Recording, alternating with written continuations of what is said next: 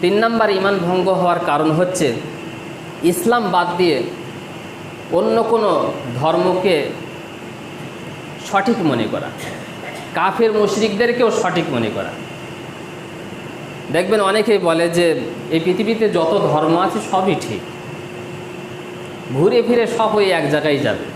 এই যে কথাটা বলল কত যে ডেঞ্জারাস বুঝতে পারলেন না। এই কথার মাধ্যমে তার ঈমান নষ্ট হয়ে গেছে। কারণ কাফির মুশরিকদের যে বিশ্বাস, ওই বিশ্বাসে সে বিশ্বাস। কাফির মুশরিকদের সাথে ভালো আচরণ করবেন, কোনো অসুবিধা নেই, ভালো ব্যবহার করবেন, এতে কোনো অসুবিধা নেই। আল্লাহ পাক আরও তাদের সাথে ভালো আচরণ করতে বলছেন। কিন্তু তাদের যে বিশ্বাস, সেই বিশ্বাসেও আপনি বিশ্বাসী হবেন, তাহলে আপনার নিজের বিশ্বাস থেকে তো পুরো দেওলিয়া হয়ে গেল। আল্লাহ পাক বলছেন ইন্নাদ দীনা ইনদাল্লাহিল ইসলাম, আল্লাহর কাছে একমাত্র মনোনীত